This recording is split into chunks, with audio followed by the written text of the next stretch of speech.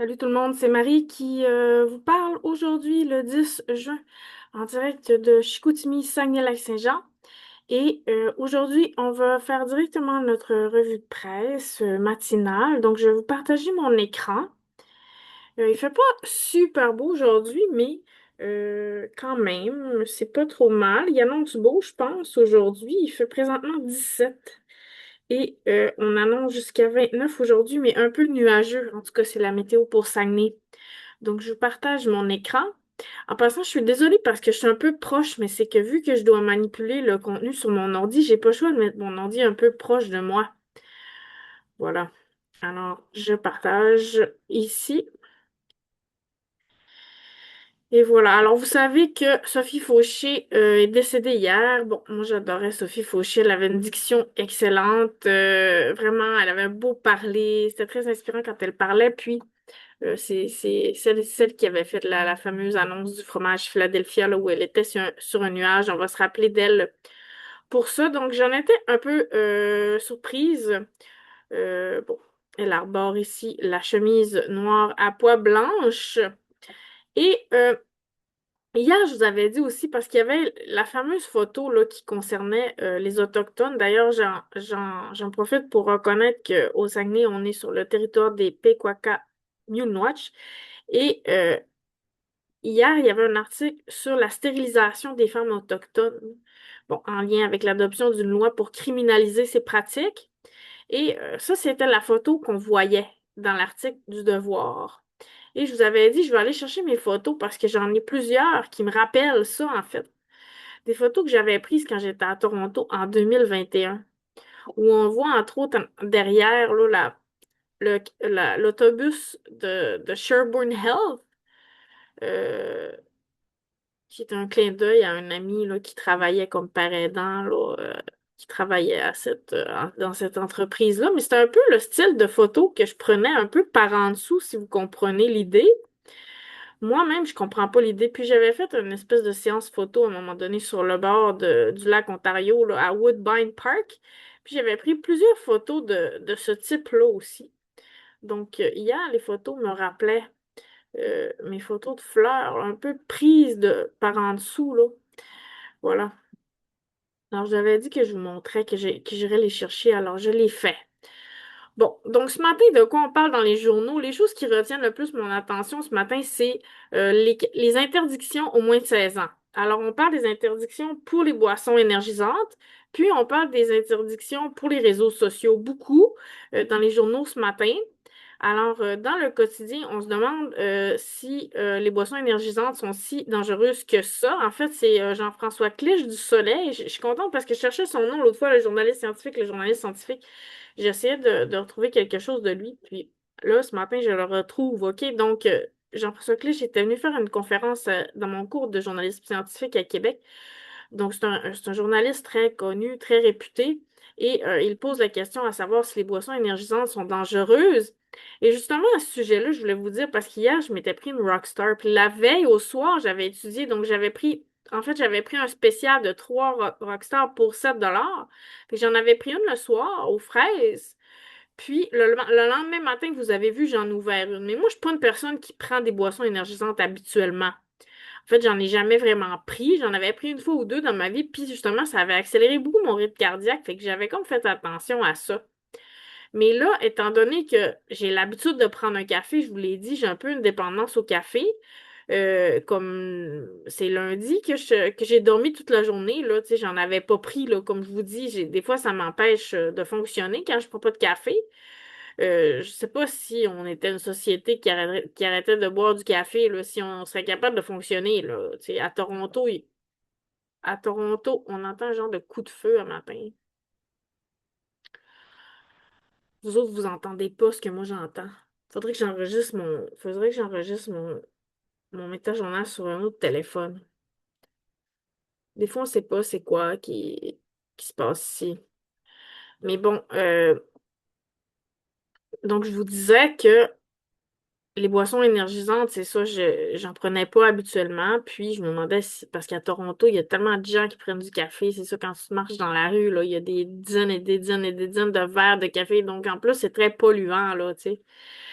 Mais c'est ça, je vous avais expliqué un peu le contexte dans lequel j'avais décidé de tester aussi les boissons énergisantes. C'était un peu pour les tester. Puis j'avais pris du Red Bull, puis là, j'étais en train de tester le Rockstar. Puis hier, après mon Rockstar, c'est juste mon deuxième que je prenais ou troisième dans ma vie, là, parce que j'en avais pris un autre quelques jours avant. Je me suis mis à être engourdie, les deux doigts ici, de la main. Ça a duré toute la journée, puis même encore aujourd'hui, c'est un petit peu engourdi ici dans la main. OK, alors j'ai pas de misère à croire que c'est vraiment pas recommandé pour les ados de 16 ans, là. Tu sais, moi, je suis assez sensible, puis vraiment, là, j'en boirai pas, là, de sitôt, là, de ce produit-là. Peut-être pas des autres non plus, donc c'est sûr que je vais me positionner, là, en faveur de l'interdiction, mais c'est ça, on en parle dans l'article. Euh, Bon, on dit que l'interaction avec la caféine puis les médicaments pour le TDAH, comme dans le cas qui a un peu été à l'origine là, de toute cette conversation puis des projets là, d'interdiction, bon, c'est sûr que ce sont des problèmes connus, mais on parle qu'au-delà, en fait, au-delà, en fait, des questions d'interaction, ben, la consommation énergisante, elle accroît la pression sanguine, elle induit des signes qui suggèrent un risque accru d'arythmie. Donc, quand on a une certaine vulnérabilité, j'essaie trop de parler vite, ça peut être le signe que ces boissons sont à éviter, OK? Donc, il y a eu des cas fatals aussi, même si c'est rarissime. En plus, évidemment, c'est extrêmement sucré, ces boissons-là, là. Donc, plusieurs cardiologues se sont exprimés là, pour dénoncer les effets indésirables de ces breuvages. Alors, vous savez, je pense quand on fait un arrêt cardiaque, là, des fois, les gens, ils ont le bras engourdi ou tout ça. Et bon, ça m'inquiétait un peu, là, comme je vous dis, d'avoir cet engourdissement-là hier. Je me demandais pourquoi. Puis, il parle aussi de d'autres conséquences possibles, comme des liens avec bon, j'en profite pour faire une parenthèse ici. OK? D'autres conséquences possibles ont été documentées chez les jeunes, notamment des liens avec la santé mentale. Une conséquence des liens avec la santé mentale. C'est parce que le terme santé mentale en est venu à désigner la maladie mentale. Puis c'est un peu ça qui est problématique, en fait, avec ce terme-là. C'est que quand on dit santé mentale, tout de suite, on pense maladie mentale. C'est qu'il y a une association, il y a un terme qu'on appelle en linguistique qui implique la maladie. Je trouve ça un peu pernicieux, la manière qu'on utilise le terme. En général, là, je reproche pas nécessairement particulièrement à Jean-François Clich de l'avoir fait, mais là, j'ai peur de déformer son nom avec ma mémoire mauvaise. Mais c'est ça, il faut faire attention. Il parle d'insomnie, obésité, réussite scolaire, développement nerveux, bon, comportement délinquant. Alors, il y a plusieurs liens ici, là.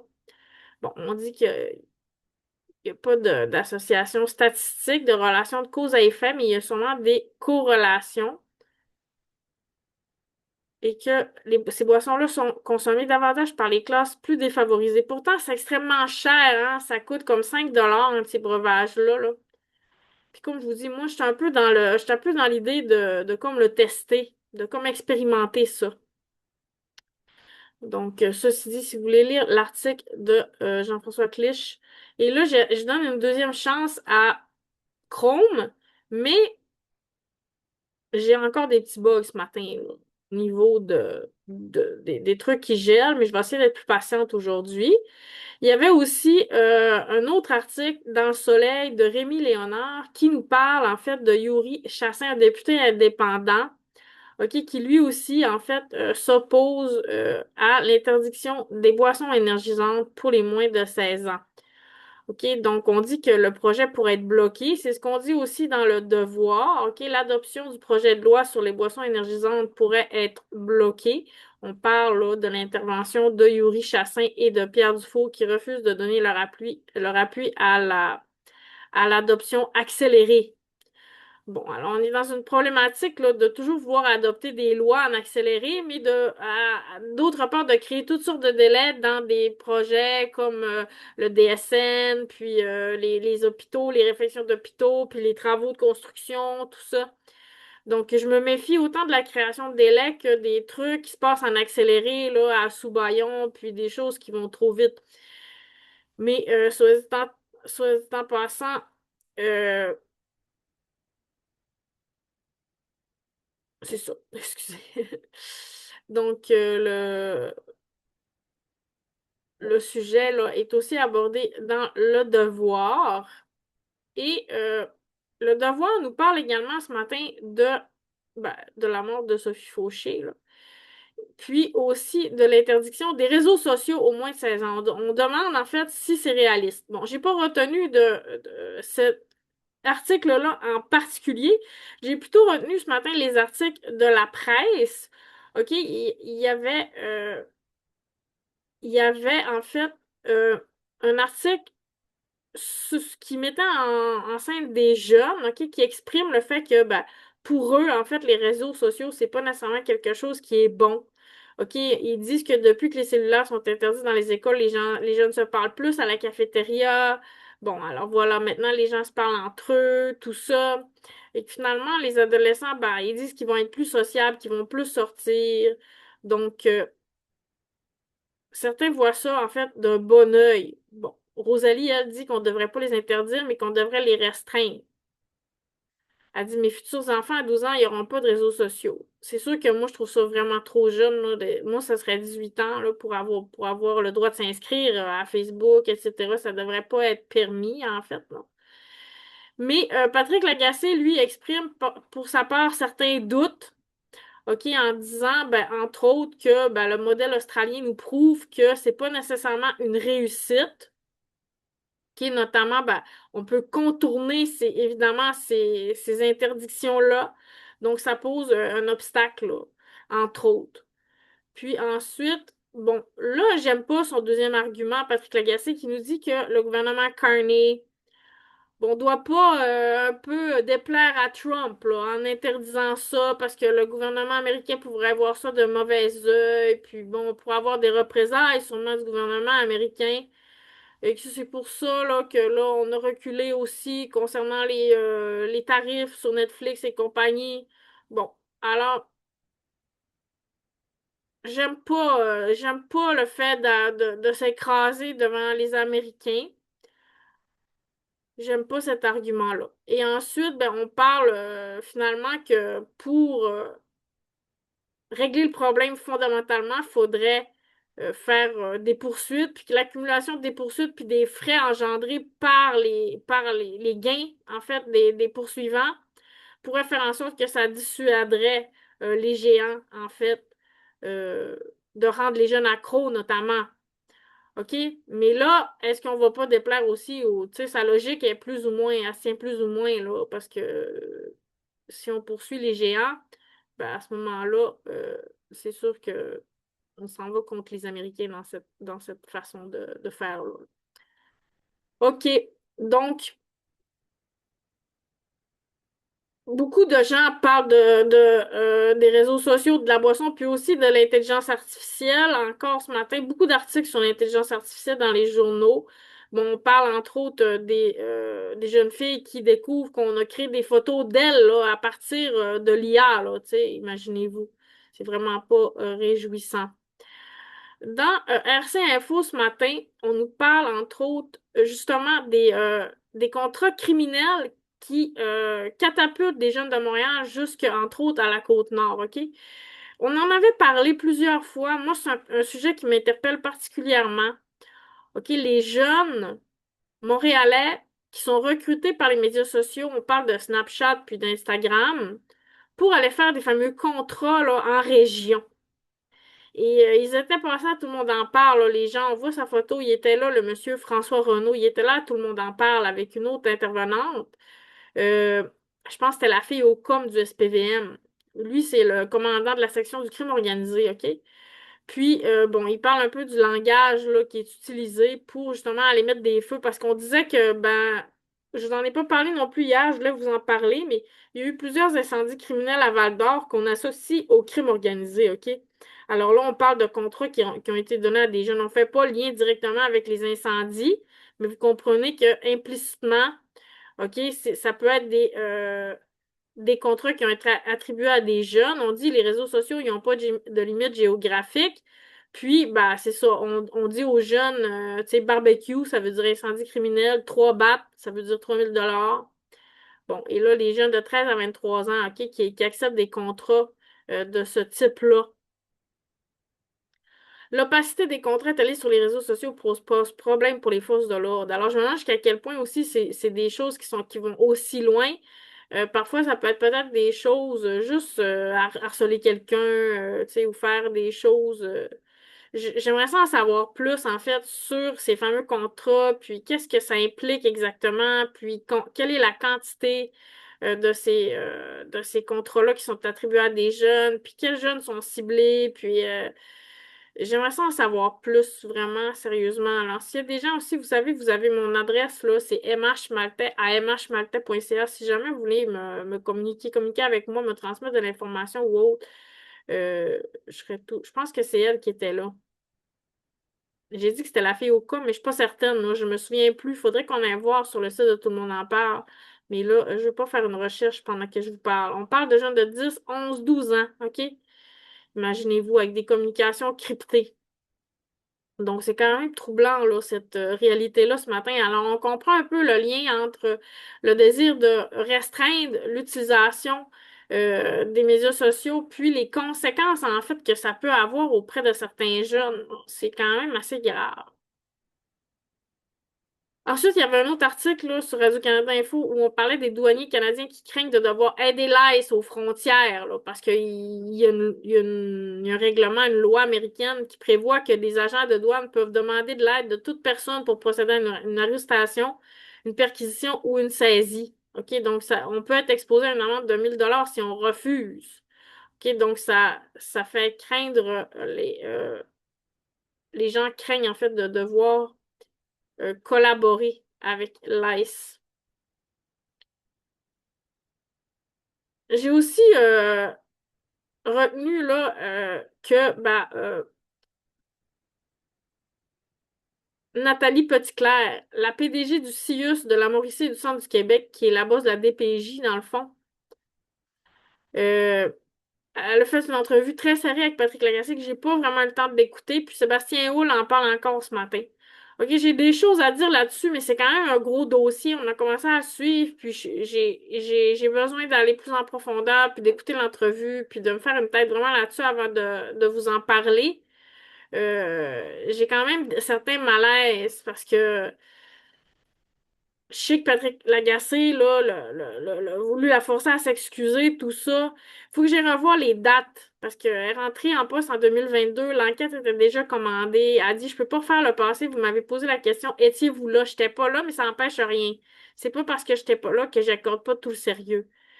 Alors, elle a dit ça, mais d'un autre côté, Sébastien Houle l'accuse, en fait, tu sais, d'avoir été malaisante un peu dans ses réponses, là. Tu sais, qu'elle ne pas suffisant, puis...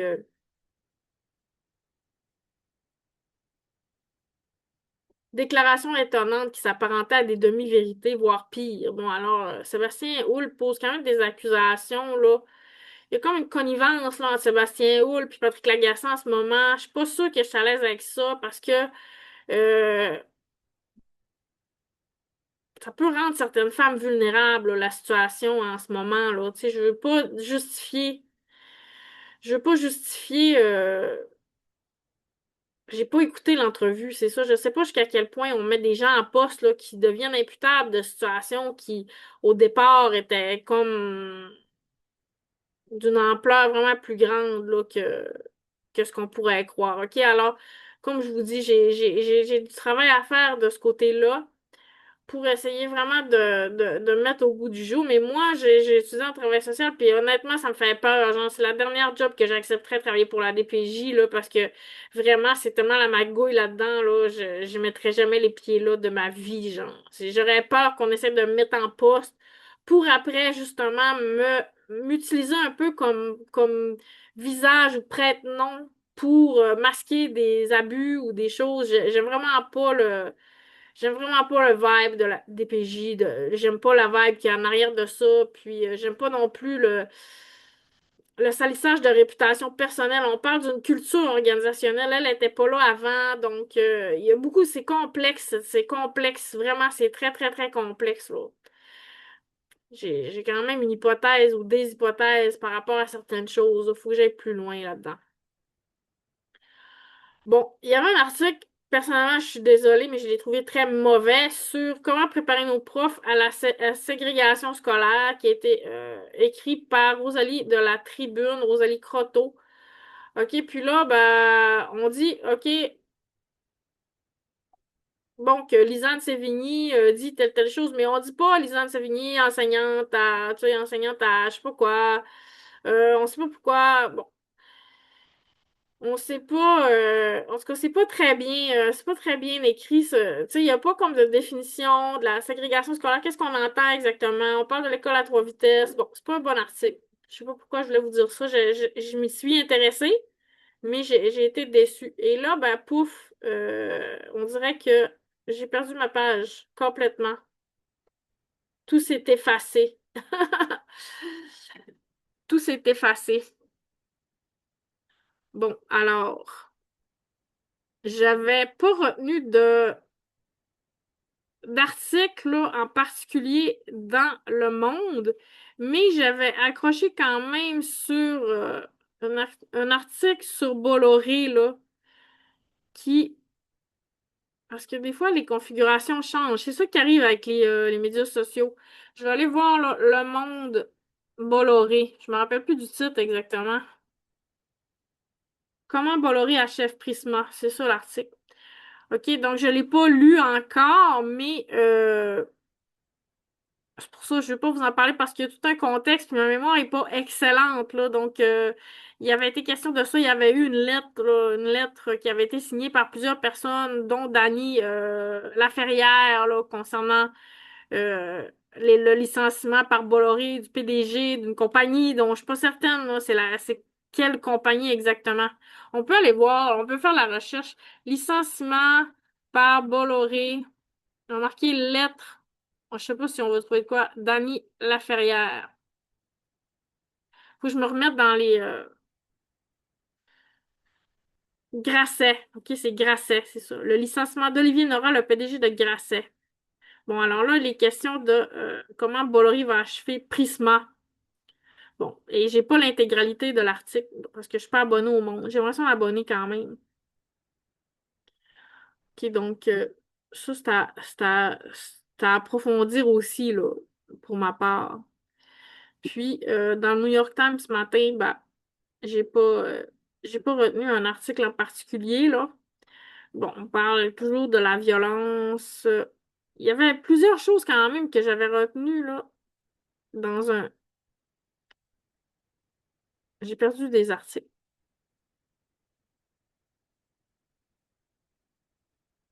que j'ai écrits. J'ai pas pris de notes ce matin, fait que je fais juste ouvrir mes pages. Puis, j'essaie de me rappeler où est-ce que j'ai vu ce matin qu'il y avait la guerre.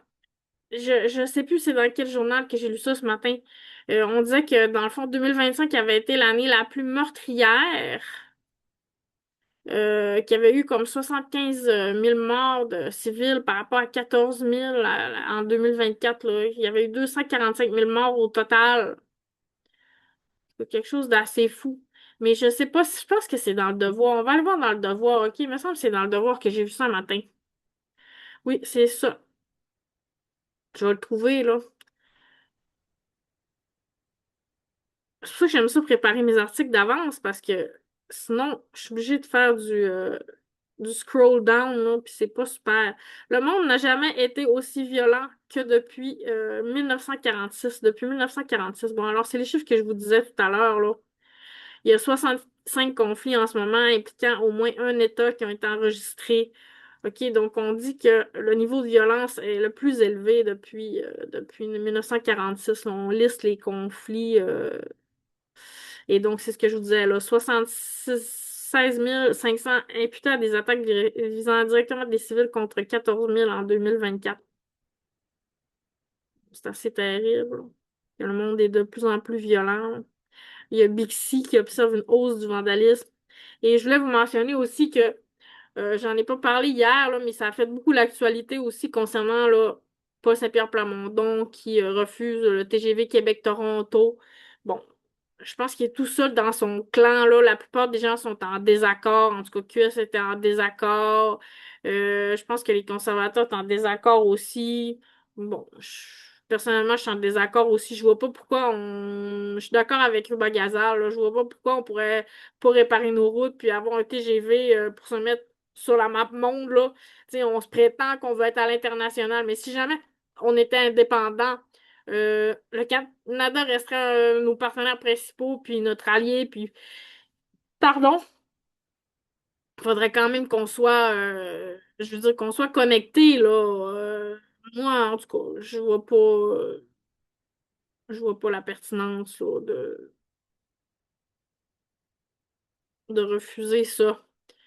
Bon, j'ai pas lu l'article sur Wayne Noranda. Le riz exposerait davantage à l'arsenic que la fonderie Horn. J'ai lu un peu l'article de Jean-François Lisée. Quel prix faut-il remettre à nos chefs politiques? C'est quand même un peu humoristique, là. On dit qu'on devrait donner le prix de la survenante à Christine Fréchette, qu'on devrait donner le prix de la pugnacité à Paul Saint-Pierre Plamondon. Alors, j'avais sorti la définition ce matin pour vous dans Wikipédia de la pugnacité, hein. Ça veut dire quelqu'un qui est tenace et combattant. On donnerait le prix de consolation à Charles Millard, le prix de la survivance à Ruba Gazal, le prix de l'outsider à Éric Duhem. Bon, alors, si ça vous tente d'aller lire l'article de Jean-François Lisée dans Le Devoir ce matin. Évidemment, il y a plein d'autres choses qui sont intéressantes, mais je ne peux pas parler de tout. Euh, je voulais vous demander si vous aviez remarqué que ben moi, ça fait 2, 3 jours environ là, que ChatGPT me donne de la publicité. Puis c'est de la publicité ciblée, alors c'est très très effrayant parce que il y a comme des liens, des suggestions. C'est très insécurisant la publicité ciblée. Ça peut induire toutes sortes de messages un peu bizarres là. C'est non, j'ai pas aimé les publicités que j'ai vues. J'ai pris des captures d'écran de ça d'ailleurs. Et je regarde là. Je voulais terminer en vous parlant de la CAQ. J'en ai pas parlé hier et du sommet. Parce que Christine Fréchette a dit que pour l'instant, elle voulait pas s'engager à. Je vais départager mon écran là. Je vais fermer tout ça. Puis on va aller stop share. Bon, alors, Christine Fréchette ce matin, ben pas ce matin, ces derniers jours, là, c'était pas mal dans tous les journaux, là, disait qu'elle voulait pas s'engager à tenir un sommet sur l'itinérance. Bon, c'est supposé d'être une initiative transpartisane, mais on comprend que c'est l'initiative du PQ à travers Pauline Marois, puis appuyée par Québec solidaire. D'ailleurs, Québec solidaire m'ont écrit, ben, ils écrivaient aux gens de Chicoutimi, du comté de Chicoutimi, pour savoir, en fait, que pour nous dire que c'était l'ouverture des candidatures dans Chicoutimi. Puis, j'ai aussi été appelée par un bénévole de QS parce que vous savez que je suis membre de tous les partis politiques, mais quand même, ça fait 2 élections de suite que je vote pour QS. Excusez, je le dis, là, parce que, pas parce, je sais pas, parce que je suis plus dans une optique de faire du journalisme engagé que neutre, là, pour le moment, en étant transparente. Mais je veux dire, j'ai vu, là, euh, Chantal Hébert qui se faisait questionner là-dessus aussi dans les médias, puis elle disait que c'était le jeu de sa famille d'essayer de deviner pour qu'elle allait voter, puis elle le disait à personne, puis j'ai du respect pour elle aussi, là, tu sais, mais ça donne lieu à toutes sortes de commérages, puis d'hypothèses aussi, là, par rapport à ça, mais je veux dire, j'ai du respect pour ça, moi j'ai choisi différemment, mais ça veut pas dire que je pense que c'est la bonne décision non plus, mais soit dit en passant, c'est ça, j'ai quand même des affinités avec QS, mais j'étais quand même intéressée. J'ai posé des questions. J'ai dit, est-ce que Jean Palardy se représente dans Chicoutimi? Tu sais, moi, personnellement, je veux dire, il y aurait eu un timing si Québec solidaire avait eu besoin d'une candidature, par exemple, dans Dubuc, tu sais. Euh, je suis intéressée quand même à faire de la politique, mais vous savez, j'ai pas une ligne de parti plus qu'une autre. Je suis un peu de centre. Pour plusieurs choses, je suis plus à gauche. Je suis souvent d'accord avec QS sur plus que la majorité des choses qu'ils défendent. Hier, je vous parlais des abus qu'il y avait contre ben, les Autochtones, les immigrants, c'est-à-dire les itinérants. On a parlé des jeunes, les jeunes de Duplessis, les jeunes de la DPJ. Mais ben, le racisme systémique, ça existe aussi envers les nouveaux arrivants, là, tu sais. Mais ben, par rapport au PEC, j'étais pas exactement en phase avec Québec solidaire. Oui, c'est-à-dire que pour moi, il y a eu une immigration chaotique. OK, massive, c'est une chose, mais désorganisée, mal planifiée, mal pensée, OK, c'est un problème gouvernemental. À mon avis, c'est un problème qui est plus haut que le fédéral. OK, parce qu'on met ça sur le dos de Justin Trudeau. Je dis pas que Justin Trudeau n'est pas responsable de ça, parce qu'il était pro-immigration, on le sait. Mais je pense que le problème est à un autre niveau.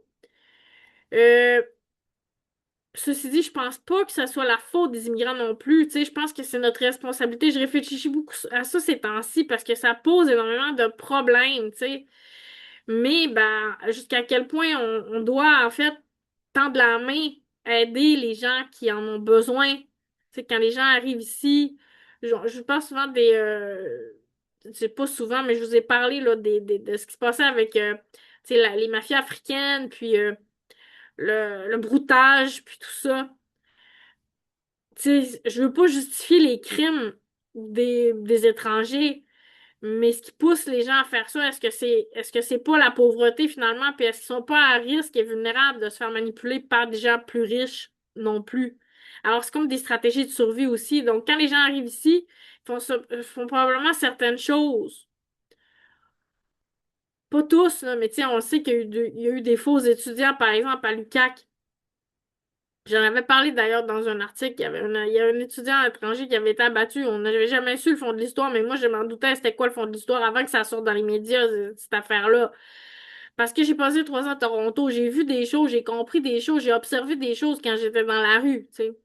J'ai observé des choses quand j'étais dans la rue, mais c'est ceci dit, tu sais, je voudrais pas non plus qu'on embarque dans une réflexion des bons immigrants puis des mauvais immigrants, des immigrants qu'on veut un peu. C'était le discours élitiste un peu qu'elle tenait elle-même, Ruba Gazal, tu sais, les immigrants comme moi, finalement, on les veut, mais les autres, on les veut pas. Ben, les autres, c'est un peu comme les itinérants, là, tu sais, c'est des gens de quoi, de seconde classe, de seconde catégorie, tu sais, il faut faire attention à comment on traite les immigrants qui sont en détresse, les réfugiés, bon, les gens qui passent aux douanes, on comprend, là, il y a beaucoup de problématiques qui sont engendrées par une mauvaise gestion de l'immigration. C'est pas la faute des immigrants, c'est la faute des gestionnaires, c'est la faute des élus, c'est la faute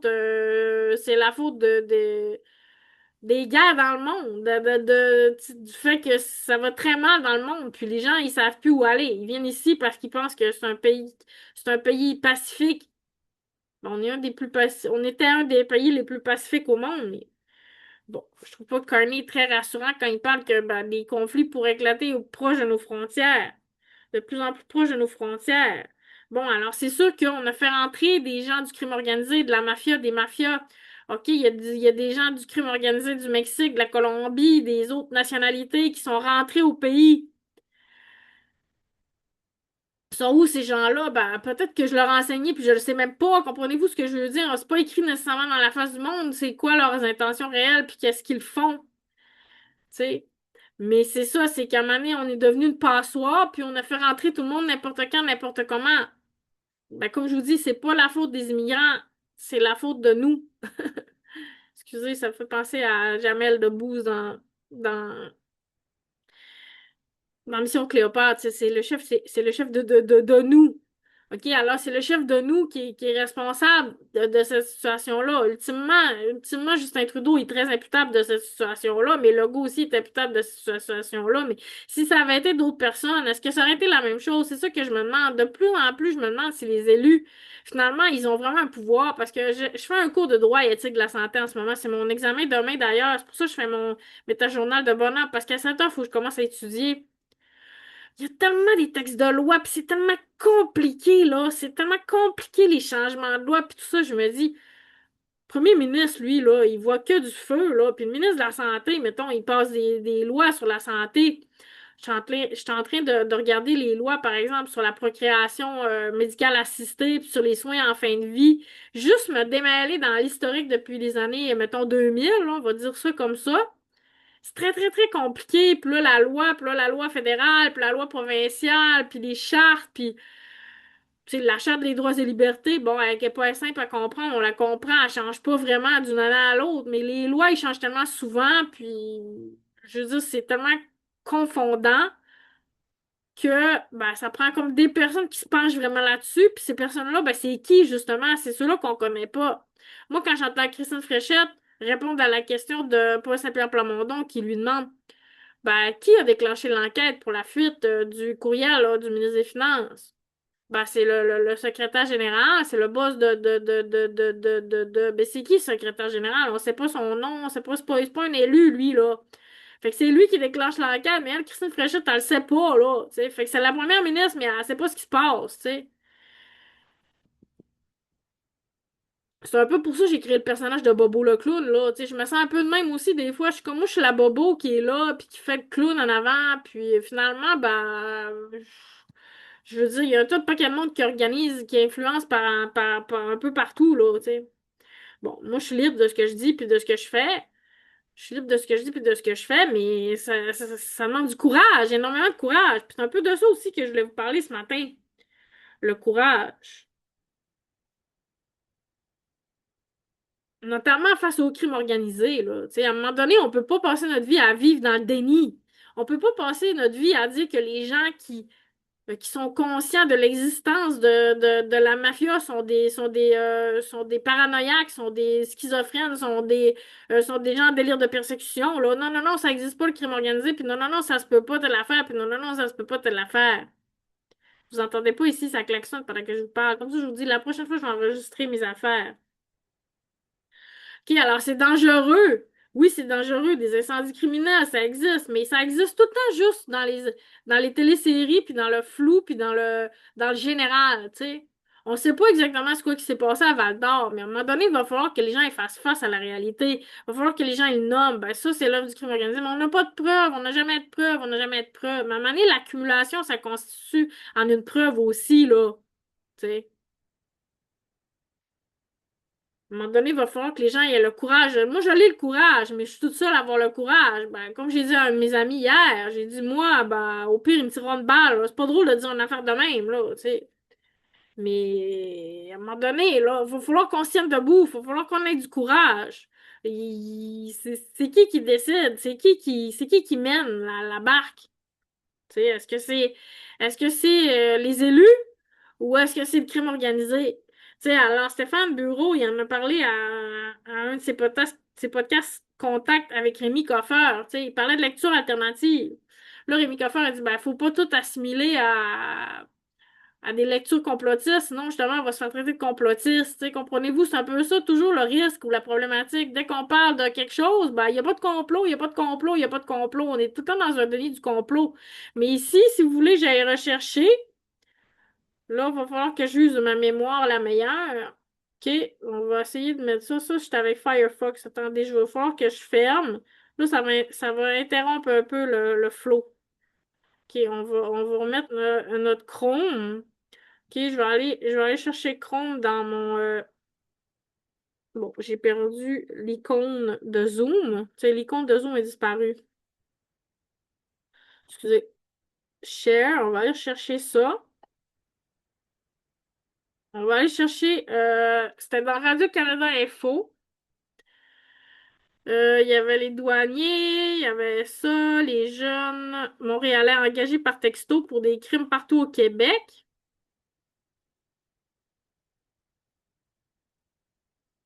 C'est parce que je vais vous montrer les termes utilisés par Radio-Canada.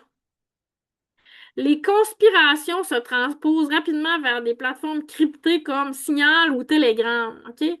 Alors, ça existe des conspirations, ça existe des complots. On peut pas toujours être dans le déni des complots. À un moment donné, il va falloir faire face à la réalité. Ça existe des complots. On peut pas dire que tout le monde qui est lucide, excusez-moi de parler en termes de ça, on peut pas tous dire que c'est des complotistes ou pire encore, tu sais, ou pire encore. Ça existe. C'est ça que je veux dire. Ça existe, c'est documenté, c'est dans les journaux. À un moment donné, il va falloir avoir du courage. C'est beau d'être intelligent parce que je pense beaucoup ça, les gens sont intelligents, puis l'autre est intelligent, puis l'autre est intelligent. Mais c'est quoi l'intelligence? Ça consiste à dire non, ta nourriture ne goûte pas une substance bizarre. Non, moi je goûte pas ça. C'est d'être dans le déni. C'est d'être dans le déni constant.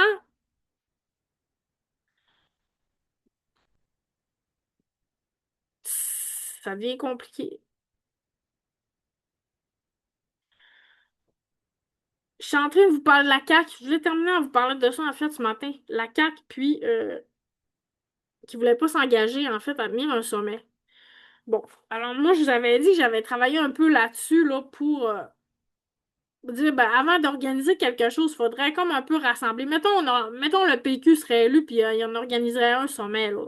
Je vous parlais de plusieurs choses en même temps. Je vous parlais de Québec solidaire, c'est ça.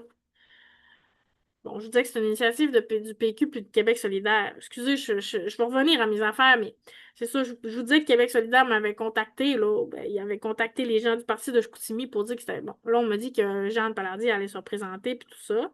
Puis là, j'ai dit, ben moi, j'étais ouverte quand même à me présenter, tu sais, soit pour, je veux dire, pour le PQ ou pour Québec solidaire.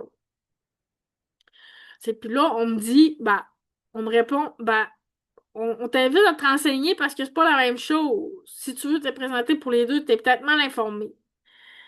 J'ai quand même répondu quelque chose d'assez point, tu sais, comment je pourrais dire, pas agressif, là, mais quand même un peu raide, là. Tu sais, dans le sens. Je sais pas si les gens réalisent le côté sectaire des partis politiques, puis à quel point c'est contre-productif cette façon de faire-là. C'est ça qui dérange les gens quand je dis des affaires comme ça. C'est ça qui dérange la mafia, puis c'est ça qui dérange le crime organisé, puis c'est ça qui dérange le régime en place.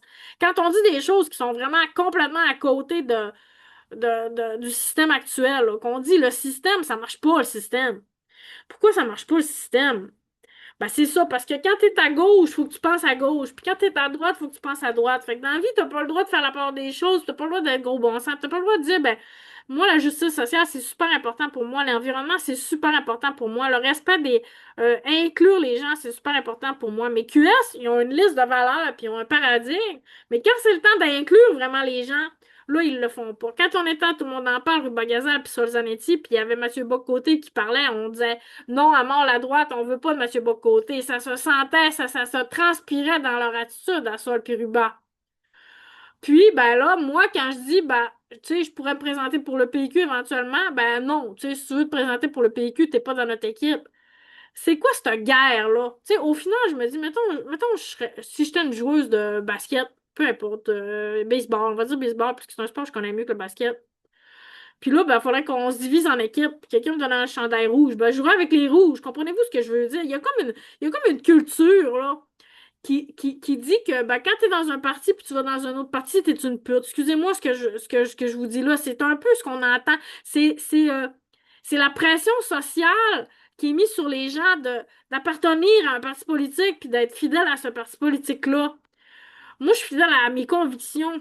Je suis fidèle à mes idées. Je suis fidèle à mes croyances ou même la science, j'irais dire ça, à des faits, tu sais.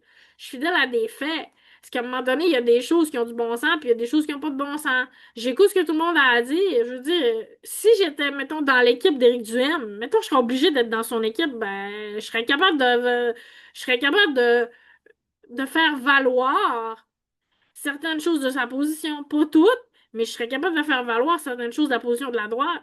C'est pas pour rien que je fais ce que je fais puis que je suis pas en politique, justement. C'est un peu ça que ça me dit. Ça me dit, dans le fond, on est mieux dans les médias que dans la politique. Je parle parce que j'ai étudié là-dedans, puis je pense aux amis que j'ai là-dedans. Je me dis, on est mieux dans les médias que dans la politique parce que sinon, on est obligé d'être dans une gang.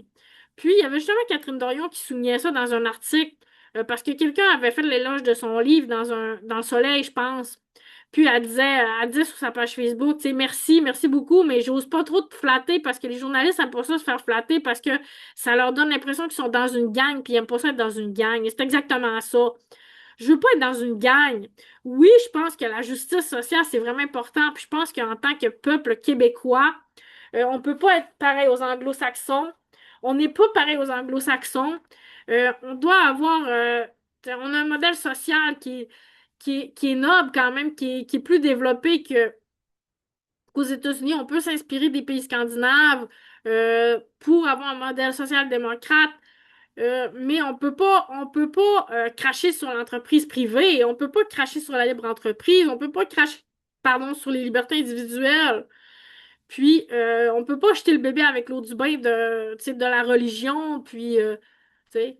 Mais quand on regarde, par exemple, Éric Duhem, j'y pense souvent, Éric Duhem, il est gay. Ben, lui, si la gauche LGBTQ++, là, était pas là pour défendre un gars comme lui, il serait rien, Éric Duhem. Il aurait même pas la capacité d'être un chef politique d'un parti de droite parce qu'il se ferait crucifier. Il se ferait crucifier parce qu'il est un gay conservateur, comprenez-vous? Alors, si Éric Duhem, il peut faire ce qu'il fait, c'est grâce à QS. Comprenez-vous ce que je veux dire? Puis si Ruba Gazal est capable je veux dire, de défendre les droits et libertés, c'est parce qu'à quelque part, tu sais, on en a parlé récemment de l'entrepreneuriat. Elle a dit que son père, c'est un entrepreneur, puis qu'elle avait passé sa vie à travailler dans l'entreprise de son père, etc. Tu sais. Moi, j'en avais parlé aussi de ça. Alors, tiens, on peut pas être contre la vertu non plus.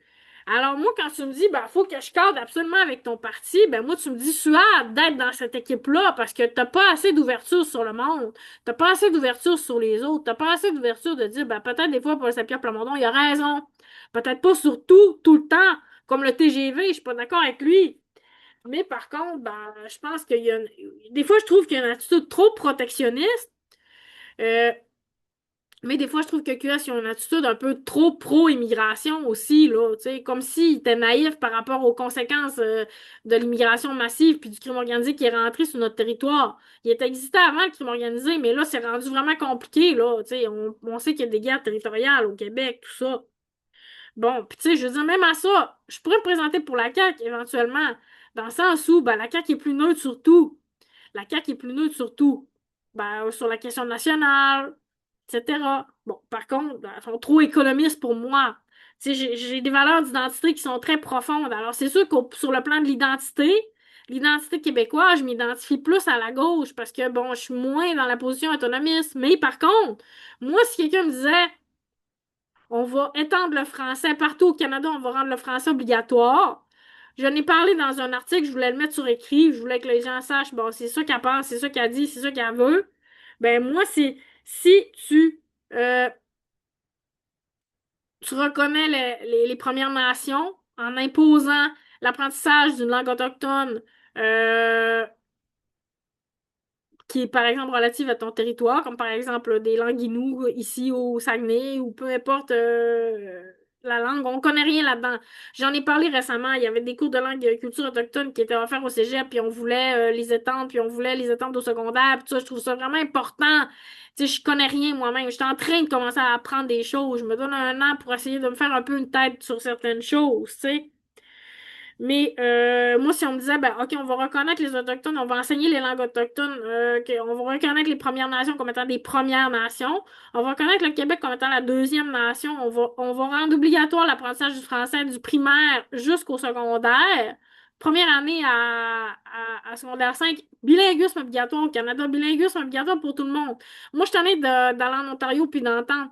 Oh, mon enfant, il a fait une immersion. Mon enfant, il a fait une immersion. Quand tu parles aux Ontariens, tout le monde a fait une immersion, mais personne ne parle français. C'est comme ça fait depuis que j'ai 19 ans que j'entends ces choses-là. Moi, mon fils, il est allé en immersion.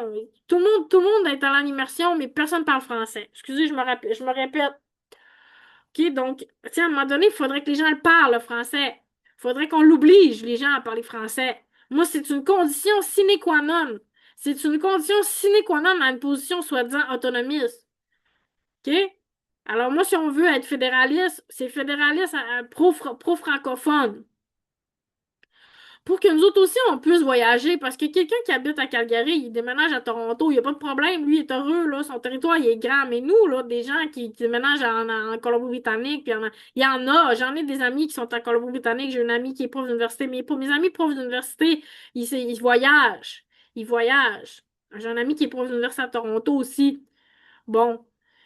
Mais en général, il y a moins de mouvement à l'extérieur du Québec chez les Québécois. Tu sais, alors, tant qu'être dans un pays, ça serait le fun que ça soit le pays de tout le monde. Comprenez-vous ce que je veux dire? Bon, encore là, je me fous du système en place, ça, tu sais, je me dis, ben, moi, c'est pas mal, je veux gérer la régane, dans le sens, moi, si tu veux me garder dans ton pays, va voir que tout le monde parle français. Mark Carney, il parle très bien français, il a un beau français, puis j'ai beaucoup d'admiration pour lui qui a appris le français. Ceci dit, je suis pas du genre à être puriste à taper ses doigts, comme les gens ils ont tapé ses doigts du PDG d'Air Canada. Je pense pas que c'est comme ça qu'on va imposer le français à la grandeur du pays. Bon, alors, tu sais, je suis pas plus à gauche qu'à droite. Moi, ultimement, c'est la décision des Québécois. Puis moi, c'est pas que je suis pas québécoise, mais j'ai un certain détachement par rapport à la question que j'avais pas à 18 ans, mais que j'ai aujourd'hui. C'est comme un détachement que j'ai. Ben, si les Québécois veulent faire un pays, qu'ils le fassent, mais qu'ils le fassent pas d'une manière suicidaire comme le fait Paul Saint-Pierre Plamondon en ce moment. Cette obsession de faire un référendum au premier mandat, c'est du suicide. C'est un suicide politique. Je veux dire, à la limite, je me demande si c'est pas du fédéralisme déguisé. Ça peut pas être du nationalisme. Ça peut pas être du. Ça peut pas être. Non, j'y crois pas que c'est sincère, qu'on pense vraiment qu'on va faire la souveraineté dans un premier mandat. Je veux dire, c'est. Non, j'y crois pas. Mais c'est quoi mes autres options? C'est ça, je veux dire, la CAQ, ben, on a comme un peu soupé de la CAQ, là, tu sais. Je trouve pas que tout est mauvais, la CAQ. Yannick Gagnon, qui est député ici à Jonquière, c'est un gars qui était un ami de mon ex. Je le connais, il est déjà venu chez nous à l'époque, là, tu sais. Puis il était drôle, puis on avait du fun avec, puis il fait le bon travail pour Jonquière, puis il est un peu show-off comme Marie-Caroline Laflamme, là. Marie-Caroline Laflamme est pas mal moins show-off depuis un certain temps, puis c'est pas mal plus le fun d'écouter parce qu'on dirait qu'elle est plus groundée, puis elle est plus sérieuse. Yannick Gagnon aussi, tendance à être un peu show-off, mais je veux dire, il y a vraiment une appartenance très forte à sa région, à Jonquière, être avec les jeunes, tout ça. J'aime beaucoup Yannick Gagnon, là, tu sais. Je suis pas contre la CAQ, mais il y a plusieurs ministres puis des gens de la CAQ en qui je fais pas vraiment confiance en ce moment. Mais est-ce que ça va être mieux quand ça va être le PQ? Il y a tout un paquet de monde au PQ qui sont rentrés là. Il y en a trois, quatre que là-dedans, je suis pas certaine que je leur fais confiance encore. Tu sais. Bon, alors après, il reste Climat Québec. Je suis membre de Climat Québec aussi, mais on entend pas, on entend moins parler d'eux. On entend moins parler d'eux. Le candidat était un peu hurluberlu aux dernières élections. Tu sais. Alors éventuellement, je vais faire mon aide à QS. C'est ça que je lui ai dit. Voulez-vous que je vous aide dans votre entreprise? Tu sais? Moi, c'est un peu un coup de main que je veux rendre. Comprenez-vous? Fait que moi, t'es bleu, t'es rouge, t'es vert, t'es jaune, t'es orange, t'es rose. M'en fous, moi je peux t'aider dans ce que tu essaies de faire, comprenez-vous? Je peux t'aider dans cette direction-là. Mais demande-moi pas, par exemple, d'être une pute, c'est-à-dire de dire, ben non, moi les autres, ce qu'ils disent, ça n'a pas de bon sens. C'est juste qu'est-ce que nous, on dit qu'il y a du bon sens. Ça repose sur quoi ce système-là de parti politique, en fait, tu sais? Puis quand tu veux te présenter comme indépendant, ben les barrières sont tellement immenses. T'as pas une machine pour te soutenir, tu peux pas le faire. Tu sais, c'est impossible. Je vais prendre une gorgée d'eau.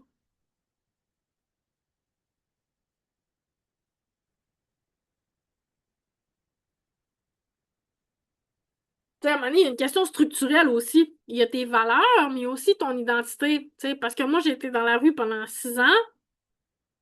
Parce que j'ai une certaine marginalité, ben, je m'identifie plus aux gens en ce moment marginaux de la gauche. Mais tu sais, c'est parce que, comme je vous disais, Éric Duhem il est marginal hein, d'une certaine manière aussi, puis il est conservateur. Ça change rien. Fait que c'est ça, Christine Fréchette, ah, pardon, elle a décidé de pas s'engager pour le sommet. Ben, j'étais un peu à la même place qu'elle en ce moment. Mais d'une part, je vous l'ai dit, si il y avait un sommet, ou par rapport à l'itinérance, OK? Faut comme rassembler les énergies.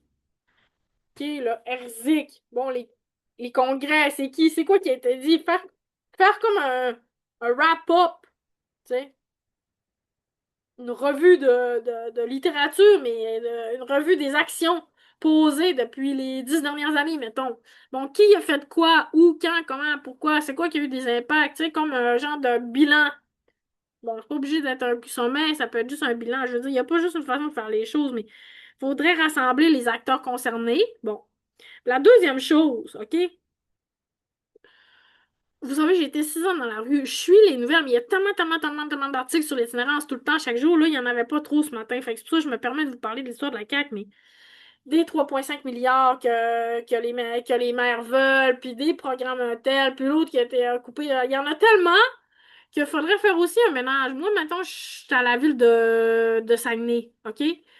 Puis, je veux travailler sur la question de l'itinérance, je veux être un leader, OK?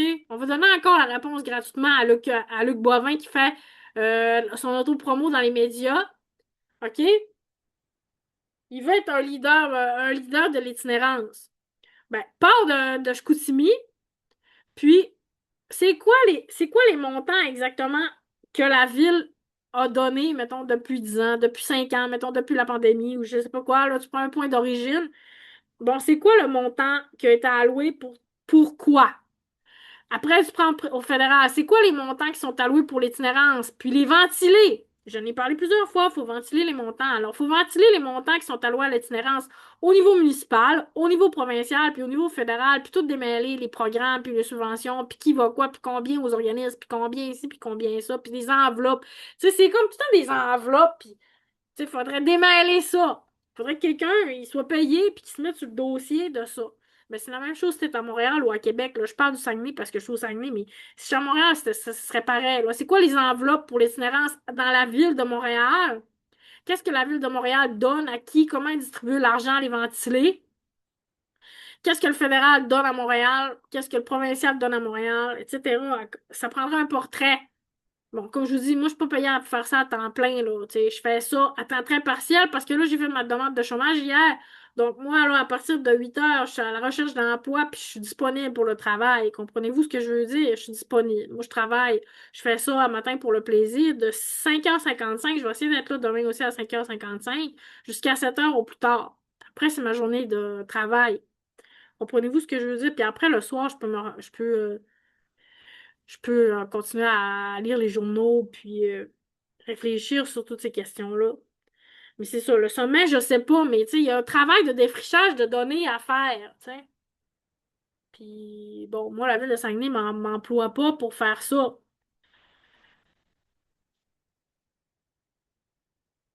Encore une fois, on va donner les réponses, comme je disais, gratuitement. Puis après ça, ben, Luc Boivin va aller se parader devant les médias, puis dire, ben, on est des leaders de l'itinérance au Saguenay-Lac-Saint-Jean. On est des leaders de l'itinérance au Saguenay-Lac-Saint-Jean. Ça y est tombé du ciel. Ça y est tombé du ciel d'être un leader, le maire Boivin. Il n'y a pas de leader dans sa région. Bon, excusez, je veux pas être négative un matin, mais c'est juste que y a bien des choses à dire. Hier, j'ai mis une photo sur mes réseaux sociaux de où j'étais quand j'étais portée disparue en 2018. J'étais pas portée disparue. J'ai expliqué sur ma page Facebook ce qui était arrivé à la personne qui me demandait Hey, j'en ai manqué un bout, t'étais portée disparue. Je pensais à ça parce que je pensais à l'invisibilité de la chose. Tu sais, dans le fond, t'es invisible. T'es invisible dans tes compétences professionnelles, mais tout ce que le monde voit, c'est ta face que t'as l'air, tu sais, que t'as été porté disparu, puis qu'on t'a amené à l'hôpital pour recevoir les soins appropriés à ton état, tu sais. Dans le fond, les policiers t'ont trouvé dans le Vieux-Québec. Tu sais, t'étais dans le vieux pendant tout ce temps-là, pendant moins de 24 heures. Là.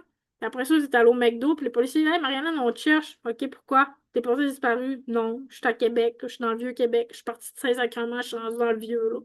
Je suis pas bien loin, là.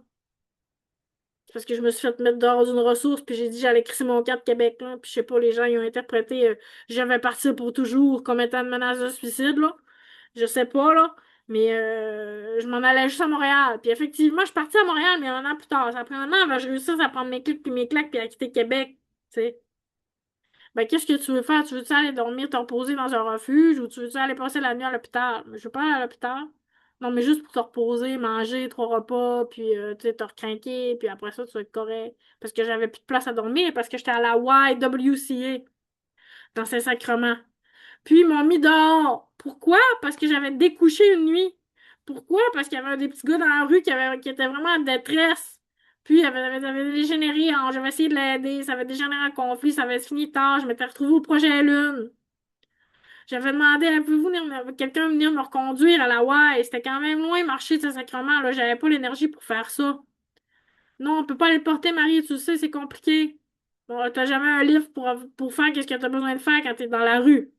Fait que j'ai été obligée de passer la nuit au projet Lune. Quand je suis arrivée à la WAI le lendemain, ben, quand il y avait des autobus, ben là, on m'a dit que t'étais dehors. J'ai expliqué la situation, j'étais là, j'étais ici, j'étais ça. Non, mais dehors. Je trouvais tellement ça cruel et inhumain, j'ai pété ma coche. Ben oui, j'ai pété ma coche. J'étais vraiment fâchée. Tu sais, c'est parce que vous essayez pas de vraiment d'aider les gens. Comprenez-vous? C'est pour ça que la gauche, des fois, j'en ai plein mon casse. J'essaie de faire des affaires. Mais au lieu de me soutenir ou de donner. Non, c'est systématique. T'es pas là, tu découches, t'es dehors. OK, ça fait, mettons, un mois, je suis ici. Je sais plus combien de temps j'étais là, mais ça faisait quand même un certain temps. On me dehors. Ok, tu me mets dehors parce que j'ai passé la nuit dans une autre ressource, finalement, parce que j'étais trop loin puis j'étais pas capable de revenir. Genre, je suis plus capable de sortir de Saint-Sacrement. Genre, je peux-tu aller dans le Vieux-Québec? Non, parce que je sais pas, si je vais être capable de revenir parce que c'est compliqué quand t'es dans la rue. Tu sais quand est-ce que tu pars, mais tu sais pas quand est-ce que tu reviens. Fait que oui, j'avais dit, je vais crisser mon camp de Québec, j'en ai plein mon casque en 2018. Ça faisait déjà 2 ans que j'étais dans la rue à Québec. J'avais commencé à faire le tour déjà, là. Tu sais. Je vais m'en aller. Il n'y a plus de place pour moi ici, comprenez-vous? Une fois que t'as fait le projet à la Lune, puis la ouais, puis l'Aubrivière, puis c'est pas mal ça, là. Tu sais. Tu fais quoi? Je sacrer mon camp d'ici. Ben, mettre portée disparue, ma face partout dans les journaux, on en parle encore. Les élèves m'en ont parlé, j'ai perdu ma job à cause de ça. Madame, êtes-vous correct? Madame, êtes-vous correct? J'étais correct. Comprenez-vous ce que je veux dire? J'étais juste fâchée. Mais là, la colère, là, les gens ils aiment pas ça. Les émotions, les gens ils aiment pas ça.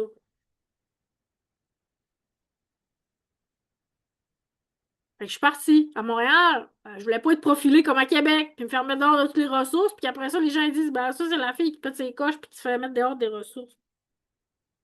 Fait que je suis partie à Toronto, puis j'étais anonyme. L'anonymat, c'est la surveillance. Ben, c'est ça qui est arrivé. OK, mais j'en connais un bout quand même là, sur la situation, là. C'est ça que je veux dire, là. Je m'appelle pas Sébastien Houle qui est allé passer une semaine dans les ressources puis qui est capable de faire une série de 6 reportages puis après ça de régenter la DPJ au complet, là. Tu sais. C'est facile de tout en mettre ça sur le dos des autres à un moment donné. Fait que c'est mon problème, mais c'est notre problème. L'itinérance, c'est notre problème. Le crime organisé, c'est notre problème. C'est mon problème. C'est mon problème. Ceci dit, j'ai jamais vendu de drogue, j'ai jamais pris de drogue, je me suis jamais prostituée, j'ai jamais... Comprenez-vous ce que je veux dire? J'ai rien à voir avec ces gens-là plus que n'importe qui, là. Je veux dire, j'ai parlé à du monde dans la rue, mais je veux dire, j'ai jamais vendu de la drogue pour du monde dans la rue, j'ai jamais fait du trafic humain, j'ai jamais pimpé des enfants, là. Comprenez-vous ce que je veux dire? À un moment donné, c'est moi qui est la victime, puis je me fais pointer du doigt parce que je suis la victime. Tu sais, à un moment donné, on le lisait, là encore dans l'ONU récemment, là, les victimes ne sont pas responsables des crimes que les bourreaux commettent à un moment donné. Quand c'est toi qui subis la violence puis que le monde te pointe du doigt en plus, tu sais, je veux dire, c'est pas de ma faute là, s'il y a de l'itinérance. Comprenez-vous ce que je veux dire? Moi, j'étais là pour aider, mais personne ne s'occupait de ce que j'avais à dire. Personne ne s'occupait de mes solutions. Personne ne s'occupait de ce que j'avais à dire. Fait que là, le maire Boivin, il va encore régler ses affaires tout seul. Il veut régler ses affaires tout seul. Il t'envoie le crime organisé dans ta cour. Il dit, ben non, on sait pas c'est quoi, on sait pas ce qui se passe. C'est-tu la police, c'est-tu le crime organisé, c'est-tu la mafia, c'est-tu, je sais pas c'est qui. Je sais pas c'est qui fait du bruit dans ma cour depuis un an, là. Tu sais. Mais justement, eux autres, ils peuvent arriver n'importe quand. Comprenez-vous? C'est toujours stressant parce que tu sais jamais quand est-ce qu'eux autres, ils vont venir te faire du bruit dans les oreilles. Tu dis, OK, j'étudie aujourd'hui, c'est ma dernière journée, je me prévois d'étudier. Ben, ça se peut qu'à 7 heures, ils soient là en train de dire, ben, tasse ton char, on va poser de la pelouse le matin. Tasse ton char, on va poser un garde le matin, on va venir faire du bruit avec une grue qui fait on va poser des affaires avec des grosses machines qui font beaucoup de bruit. On va faire du bruit, du bruit, du bruit, du bruit, du bruit, du bruit. Puis après, on va dire, ben, t'es pas assez tolérante, ma belle, t'es pas assez tolérante. Moi, je suis pas assez tolérante. C'est moi qui ai passé 6 ans dans la rue avec le monde dans la rue. Je pense que je suis assez tolérante. Je pense que j'ai toléré énormément de choses. Plus que 99% du monde que je connais. Les autres qui en tolèrent plus, c'est le monde dans la rue. Ils sont encore là, eux autres, ils en tolèrent plus. Moi, j'en tolère plus. Je suis allée en camping, là, puis à 1 heure du matin, genre, non, je vais être dans mon lit, genre, je suis plus capable de dormir sur un... Non, je suis plus capable, je suis plus capable. OK, fait que c'est notre problème, mais si vous voulez faire un sommet, ben, entendez-vous, là. Comprenez-vous ce que je veux dire? Il va falloir qu'on attende. Si le PQ est élu, il va y avoir un sommet. S'il y a pas, si le PQ n'est pas élu, il n'y aura pas de sommet. Moi, je suis pas contre aucun parti, puis je suis pas pour aucun parti. Mais c'est sûr, comme je vous disais, vu que j'ai passé 6 ans dans la rue, c'était plus logique que je me présente au Québec solidaire. Québec solidaire, il dit, ben, si t'aimes le PQ, tu te présenteras pas pour nous. Ben, va chier. Excusez-moi. C'est ça que vous voulez? Ben, c'est ça. Comprenez-vous? C'est pas que je veux être méchante, mais j'aurais pu être des gens aussi. Je voudrais être des gens dans Chicoutimi. J'étais prête à leur dire ça, mais quand ils me disent ça, c'est moins le goût. C'est moins le goût de les aider. OK, alors je veux dire, moi, que ce soit Marie-Caroline Laflamme ou que ce soit Jeanne qui gagne, ça me dérange pas. Les autres, je sais pas c'est qui leur candidat qui va être présenté. Probablement la même conservatrice qui était là avec Éric Duhem, que j'aimais pas particulièrement. Excusez, je suis désolée. Puis la libérale, je l'avais bien aimée, la libérale. Elle était très bonne. Je l'avais beaucoup aimée. Puis le caquiste, c'était un clown là, qui voulait venir passer son été. C'était sa job d'été, premier ministre de député du Saguenay, là, de Chicoutimi. Là. Lui, il était pas sérieux. C'était vraiment pas sérieux. Alors, tu sais, je dirais à la limite, moi, me présenter pour la CAQ, puis travailler avec la CAQ, puis mais là, travailler dans un parti perdant qui est corrompu, moi, c'est ça un peu ma perception de la CAQ en ce moment, là. C'est comme le parti corrompu. Alors, j'ai moins le goût de travailler avec eux autres aussi. OK, j'ai assez parlé ce matin, ça fait 1 heure, je m'étais dit à 7 heures, ça allait être terminé. Alors, je vous souhaite une bonne journée, puis je vous dis, hop, à bientôt, demain, 5h55, si Dieu le veut. Espérons que Dieu le veut. Je vais essayer, OK? Demain, 5h55.